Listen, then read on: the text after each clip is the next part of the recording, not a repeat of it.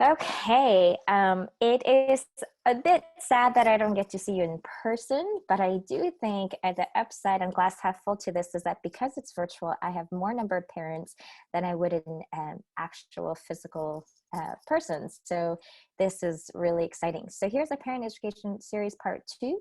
I'm going to cover four things with you in the next hour. The history of grading, what standards are, how do our broad learning categories work, and the shift from percentage to letter grades in grade books for the secondary that'll be coming up. So I'll introduce that concept to you. So without further ado, let's get us started. History of grading.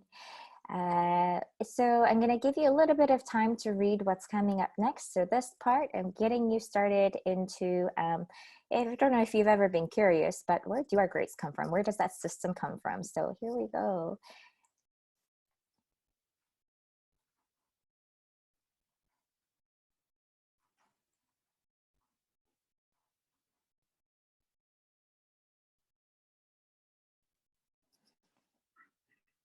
So a couple of things I want to highlight, right? By 1971, 67% of primary and secondary schools in the US were using letter grades. And so when you think about it, it's relatively young and it is a constantly changing topic that we talk about and what research shares with us. And the first official record of grading system surfaces in 1785 at Yale University. And Yale used merit marks, and we see that in history, and they were written in code and hidden from students. So they weren't really meant to be given to the students, as it were, that they were figuring out how to communicate with other universities, how the students are doing, and what kind of standard we hold ourselves to. And again, in 1837, at least some professors at Harvard were grading using a 100-point system. And that 100-point system is what we're traditionally familiar with. And William and Mary placed students in categories based on attendance and conduct. And University of Michigan experimented with a variety of grading systems, including various numeric and pass-fail systems. So just giving you a bit of where all of this started, and still many schools at the time kept no formal records of grades. So it was just starting in the early 1800s.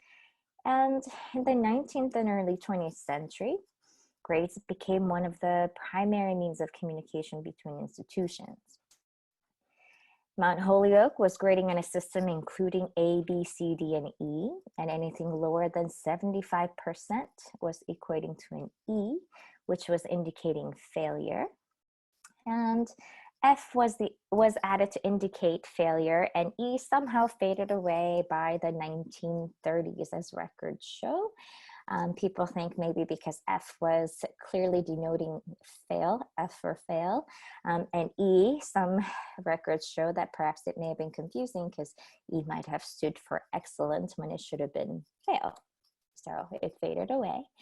And then the system spread to Harvard faculty members.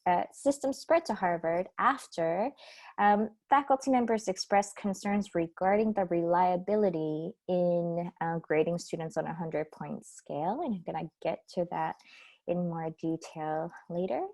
At this point, so grading was not always done at schools, and grading systems varied widely.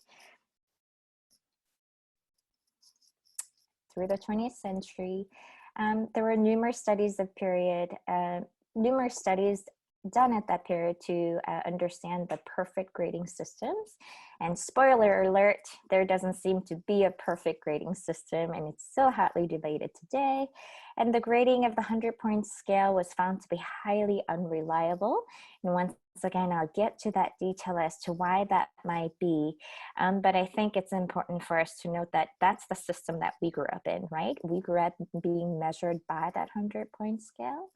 And researchers felt that getting away from the 100-point scale and grading into only 5 categories, for example, the letter grades, could increase reliability.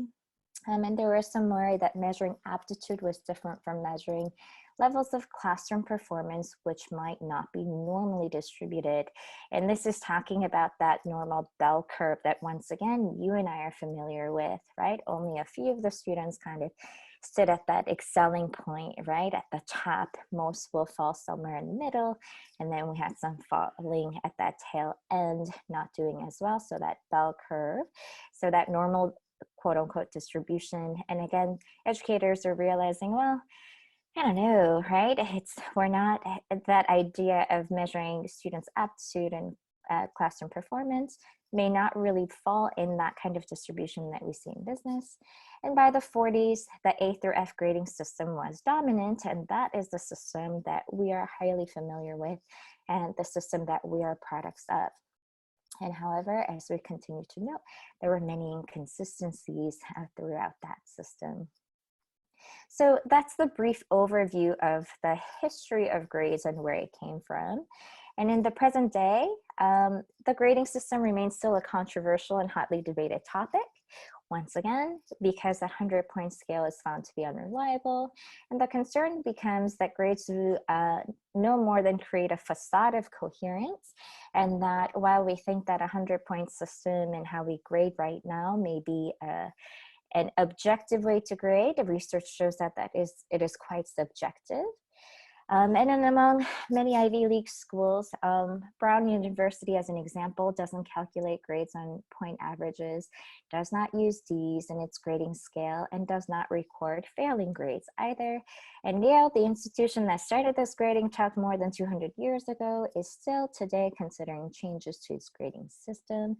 And I give that to you as examples to let you know that this is definitely a wide conversation that educational institutions and educators are having, and researchers are continually questioning and examining. And when I used to teach high school English, I used to teach my kids to always ask the question, so what, right? They would come up with conclusions or say or find evidences, and I would say, so what? And that would drive them crazy because they had to come to a much more critical thinking point, right? So what that you're telling me all of these? And we get to this, if you could give a minute to read.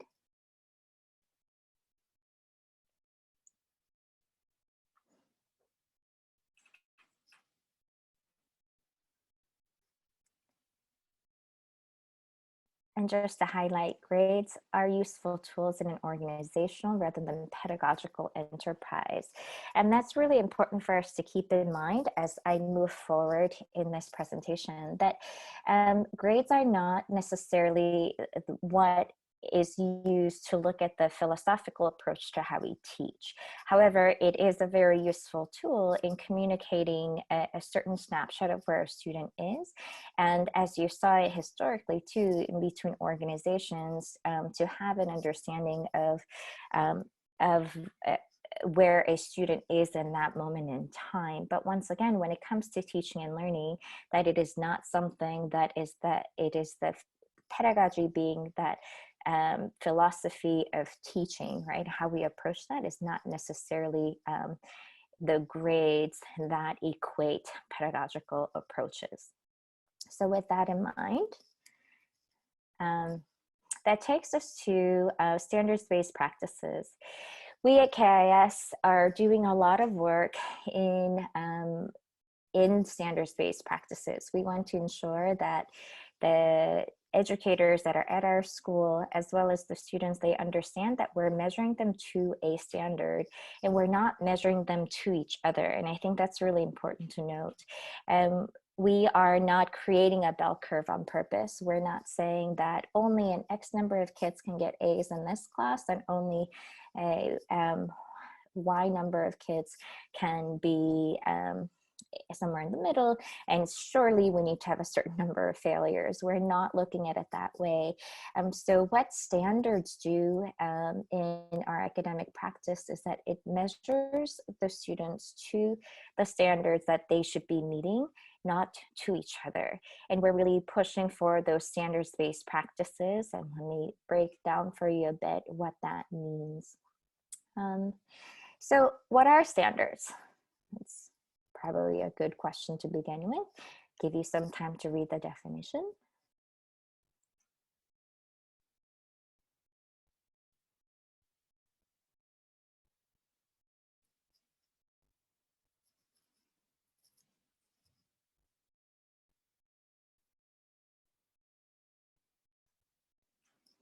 Let's highlight some key points there, right? What are they? They're precise written descriptions, and it is a system of instruction, assessment, grading, and reporting.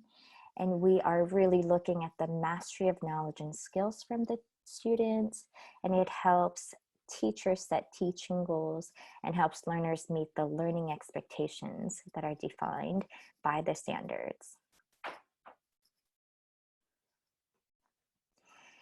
When we look at KIS, we have various subjects, and within those subjects, there are standards that they use within these subjects to measure how the students are doing.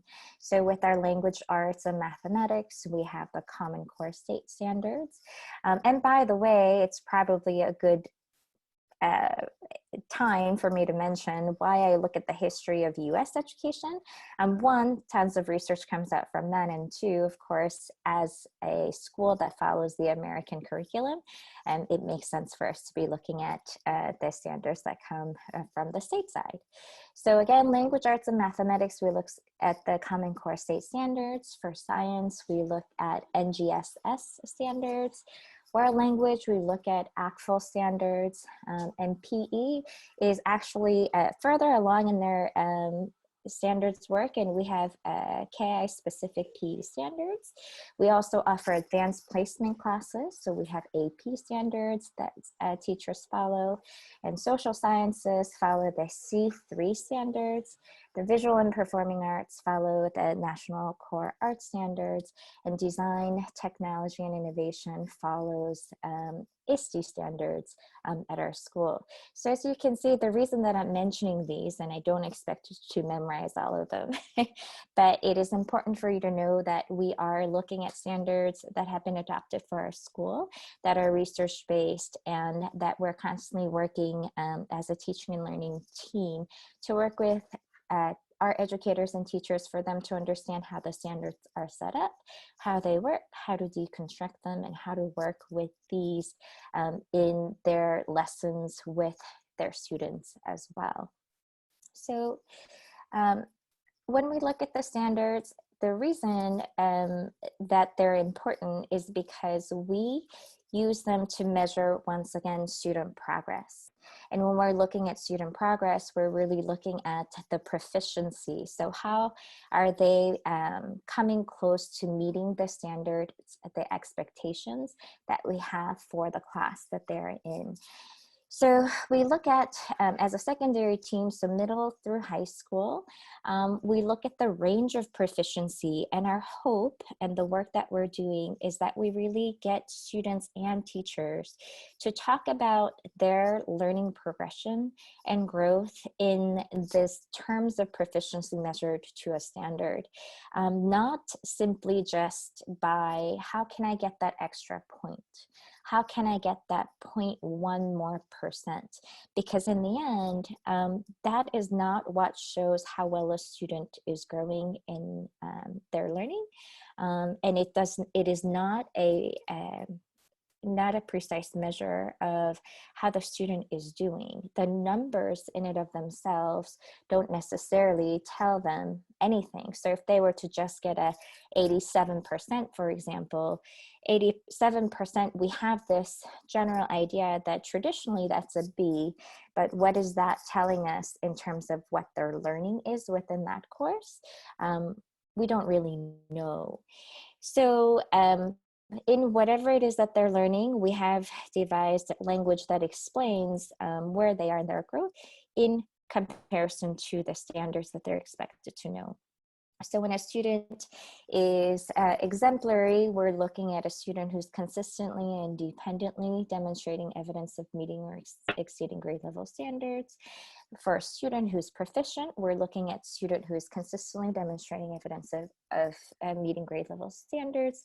Approaching, we say student is demonstrating some evidence of meeting grade level standards, and developing, they're beginning to demonstrate some evidence of meeting grade level standards. And in our system, we understand the context of our school, as well as the context of us being in Asia, and a very academically rigorous region as well. And so we look at, in the way that we provide the grades to our students, we look at the proficiency bands, right? So if you're in the exemplary range, you fall in the A range. And the proficiency range from B to an A minus, approaching from C minus to a B minus, and developing would be anything D plus or under. It's really important to note why we have that no grade yet, that not enough evidence for evaluation. We are, of course, aiming and always working toward ensuring that our students do well. We're not aiming to look for that F or to give that student an F. And the idea is that if we are doing this right, we know what standards we're measuring our students to, and we have the responsibility to get them to pass. And that if they don't show enough evidence of that, we work toward getting enough evidence and seeing what the individual student needs in order to succeed. And we are not just saying, oh yeah, on a natural bell curve, we're going to have certain students who fall in the F and who fall in the, a few in the A's, few in the F, and then we've got majority in the middle. And we want to avoid that practice. And once again, the practice that we are traditionally very ingrained with. So how do we do that? How do we get there? And we do that by the use of various rubrics and the way that teachers communicate the success of learning to our students. So here's an example of what a rubric might look like. We might have the standard or learning objective that is clearly listed for the student to see. And then we might have something like this. We have criteria that's needed to meet the objectives, and we might have that off to the side, and then we give feedback on how the student is doing. So let's say we have a learning objective that a student needs to meet. And in order to do that, there are 4 different criteria that they need to show proficiency in. So when you look at the 4 different criteria to meet the learning objective, let's say that there is we've got traditionally, not traditionally, I apologize.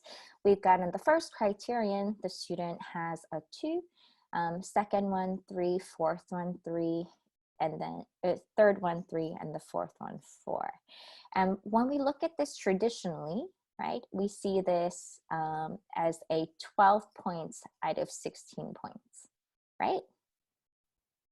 That's what we're used to. We're used to that mathematical calculation, and we would say that the child has a C. And we might justify that as, well, numerically, that's what it shows.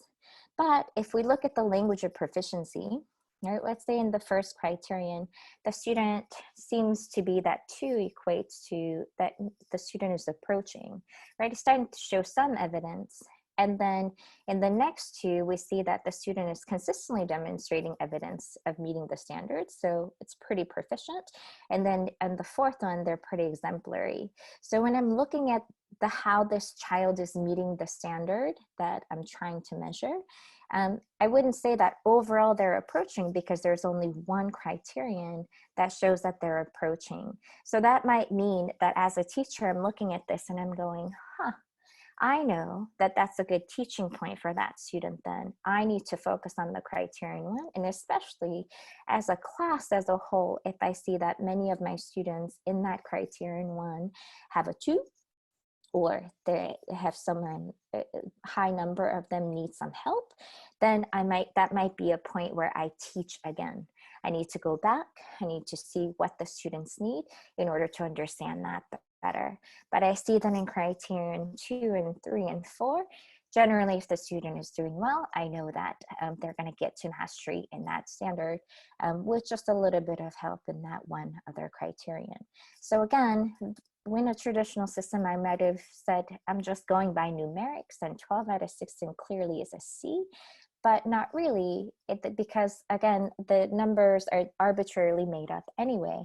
So I might look at this and I say, well, I would say that the student is overall proficient. I could probably push them to do even better, but they're going to be somewhere in that B range, right, with these markings, because this rubric clearly tells me what it is that the student is supposed to achieve, not just justifying it as, well, my numbers divide in that 100-point scale.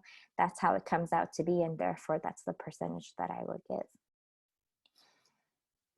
give you another example that you might see a teacher use.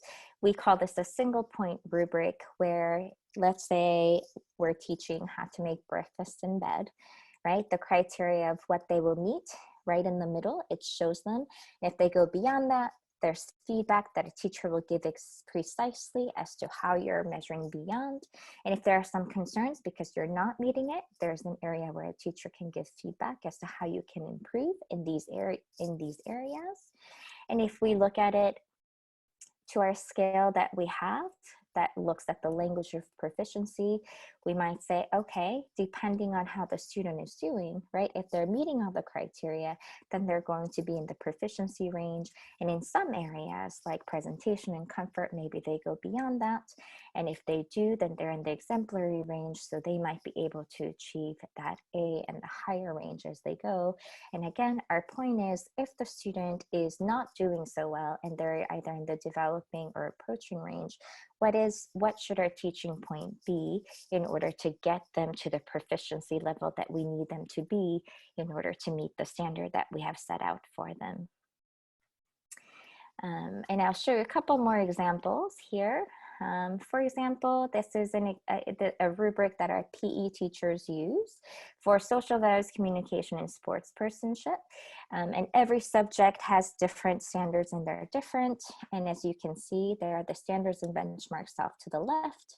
And then it shows the engagement criteria, and it describes what would allow them to be proficient in the standard and get even onto the exemplary range. So a student looking at this would know exactly what's being asked of them and would know exactly what they're being measured against, because the standard and benchmarks are clearly outlined for them.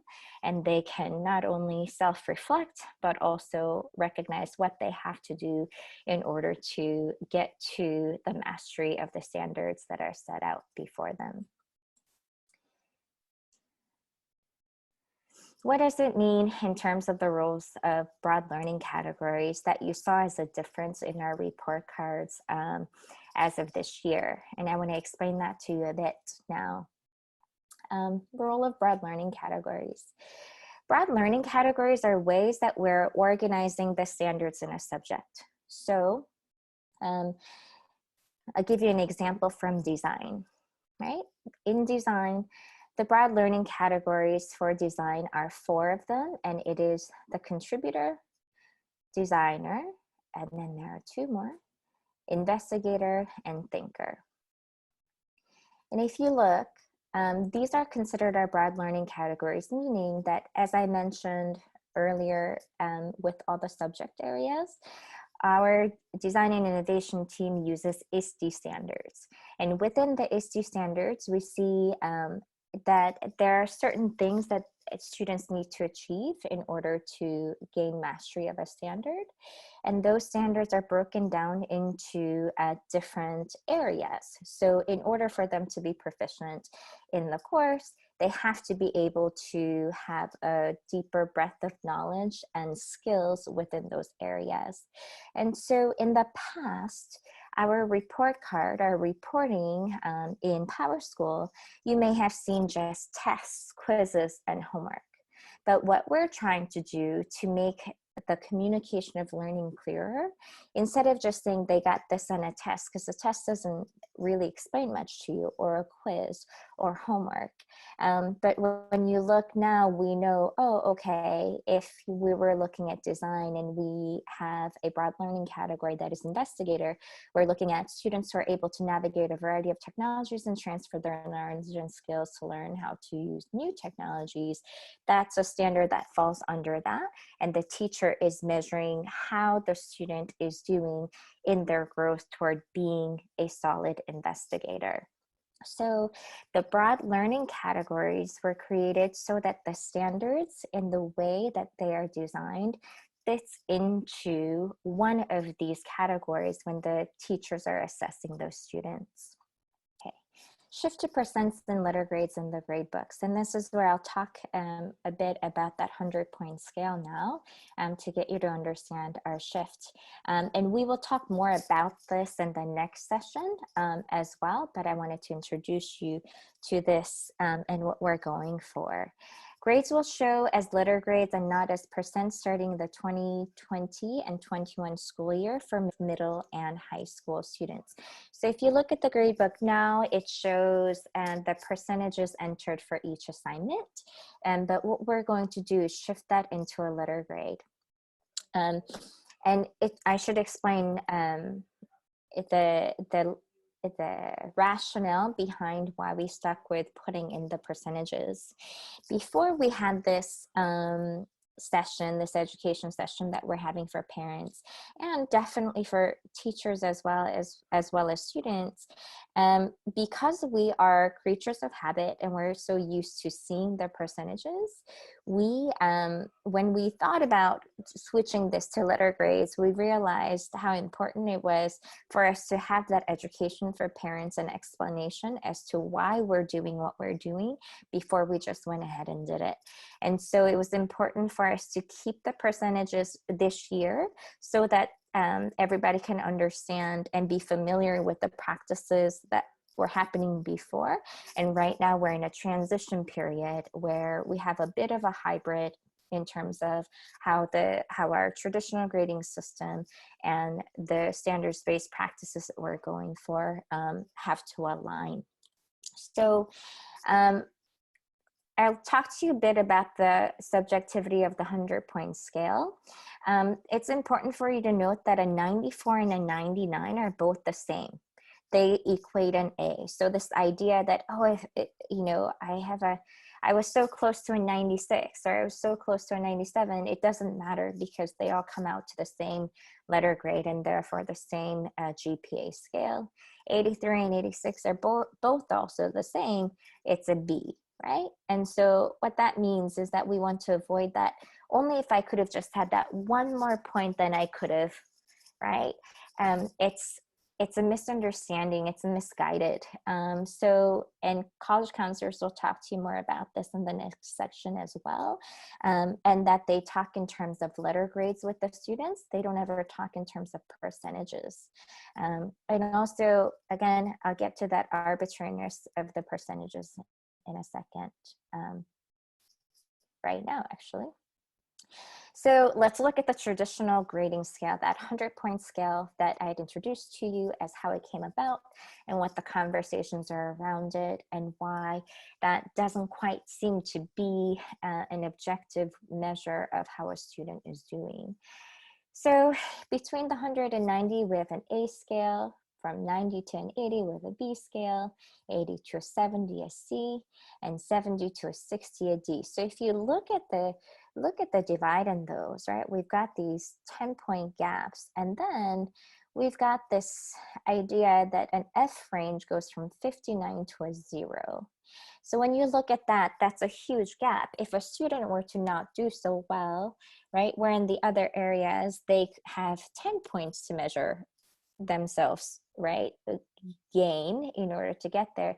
If a student, for instance, were to get a 35%, that really puts them in a pit that they can't get out, right? And this idea that a certain number of questions are given and those we are going to turn into percentages, that's just an arbitrary decision. And it does not, once again, measure accurately in terms of how the student is performing and their aptitude. We don't quite get to measure that. So let's take an example. Let's say that here is a 12-question math test, right, or a math quiz. Here it is. And let's say that your child or you missed 3 of these questions, okay? And so here's my question to you. If you gave a child this test, some multiplication, and they missed 3 questions out of 12, would you say this child is proficiently understanding 2-digit multiplication or no? What do you think? I think this is a really interesting example, Liz. We see this a lot in secondary, on all kinds of things. And something that we hear very commonly from students is But I made the same little mistake 3 times, maybe. Like, it's not that I got 3 questions wrong, but I did one thing and it showed up in a couple of different questions. So, having that number is kind of flat. It doesn't give me a lot of dimension as to understand how and why I went wrong. So, I don't know if that exactly answers your question, but I can really relate to the example that you've given. Yeah, absolutely. And so when we look at a test like that, right, traditionally we're saying that a kid has a 75%, and we would say you have a C, right?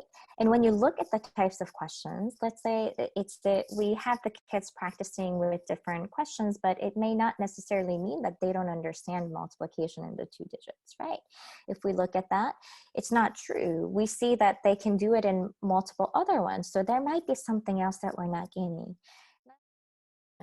Let's say that a child misses 2 more, so they missed 5. And if they missed 5, this becomes a 7 out of 12, which is a 58%, and that's an F. Right? So it's very difficult for them to get out of that if that's the score that we're counting. And that's a traditional way of measuring how a student is doing. What if we took that away and we changed that into the idea of proficiency, right? So in the A range, we've got exemplary, B range, proficient, approaching, C, and developing, D, and then latter part, we have insufficient evidence yet, because our hope is before we say a child is failing, we want to ensure that we have done everything to help the child succeed and meet the standard that we need the child to receive. So then let's look at it differently. Here's a test. They missed 3, and it may be that if they've done that, we see once again, if our learning target is that they understand multiplication in the 2 digits, right? It's proficient because it says the student is pretty consistently demonstrating evidence of meeting that expectation, because again, out of 12 similar types of questions, right, they just missed 3. And if they miss 2 more, we could be that they are demonstrating some evidence of meeting that grade level standard, right? Because they're missing some, but it's not necessarily putting them into the failure range. What this helps us see is that then the teaching point for the student can be given from the teacher within the feedback that they give to them and the conversation that they have and the conferring that happens, right? So we might look at this and notice as a teacher, oh, there has been careless errors, right? And if that's the case, then the student knows, think about that carelessness. Or if there seems to be a pattern of what they're missing, then we know the specific part that they need to work on in order to be able to achieve mastery in that standard. But it doesn't necessarily mean that because they missed these questions that they're in the failure range. That is very difficult for them to get out of the failure range. But we as teachers looking at this can tailor the lesson better so the student, him or herself, can improve.